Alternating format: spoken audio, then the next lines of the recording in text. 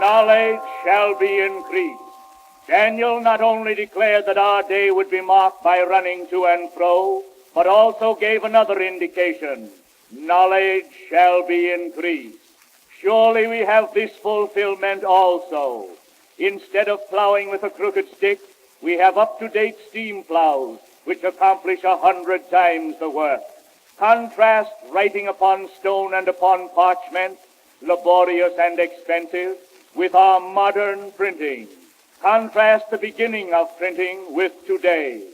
No printing establishment in the world better illustrates the perfection of this art in our day than does the United States Government Printing Office at Washington. No library better illustrates modern learning than does the Congressional Library.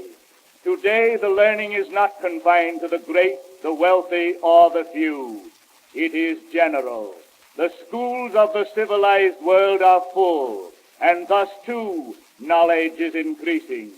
How wonderful that God foreknew all these things and foretold them through Daniel's prophecy 25 centuries ago, saying, "Many shall run to and fro, and knowledge shall be increased." Here we have it. We are evidently in the time of the end mentioned, and well we may rejoice in the oncoming new age. No longer do we hold that the world will literally end, and with a combustion which will reduce it to a cinder. We are ready to believe God's word, that he created not the earth in vain. He formed it to be inhabited, to be the paradise home of humanity, regenerated under Messiah's kingdom. Year by year we see the earth preparing for full inhabitation. Recent earthquakes closed some and opened other channels of the Japan stream, affecting the climate of Alaska and the Arctic zone remarkably. Gradually, the glaciers in the form of icebergs are running out and dissolving in the more equatorial waters.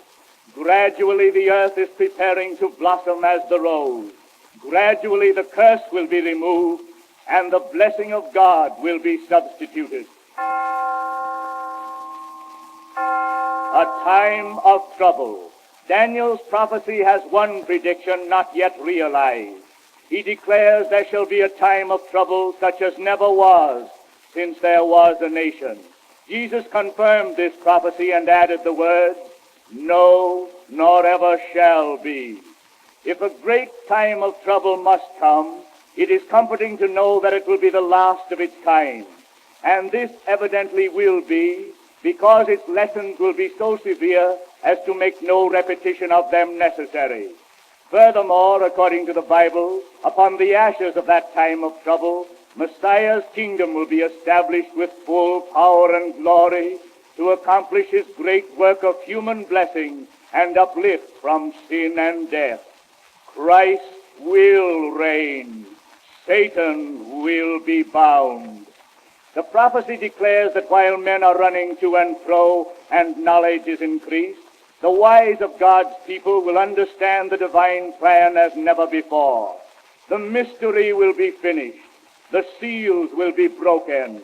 The dawn will appear. Jesus' parable of the virgins applies to the end of this age. It declares that amongst God's people, all virgins, there will be some foolish. Only the wise will trim their lamps, examine the Bible, and understand. We need not detail the coming trouble. Everybody sees it. It will be a battle between giants. On the one side, financial giants, trust, etc. On the other side, gigantic labor organizations. Both parties are preparing. Both parties expect to fight to the finish. Both parties expect to win. Both parties will be disappointed, for both will lose. The Bible predicts that the result will be most terrible, anarchy, a time of trouble such as never was.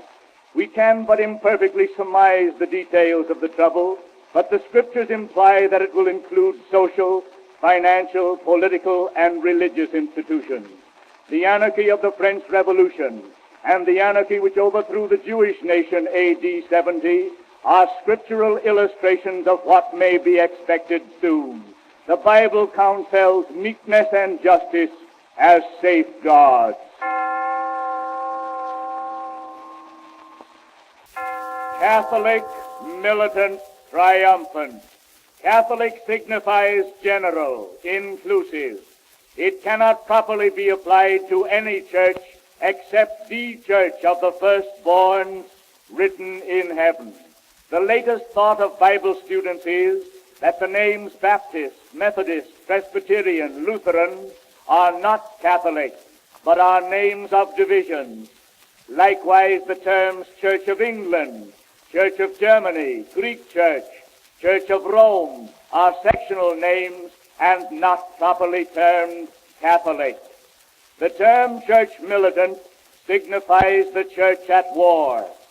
It was the wrong thought when the church undertook to war with carnal weapons, either against nations or against heretics through the nations. She has no commission for such a warfare. It will be hers eventually to bind their kings with chains and their nobles with fetters of iron, and to execute the judgment written. This honor have all his saints.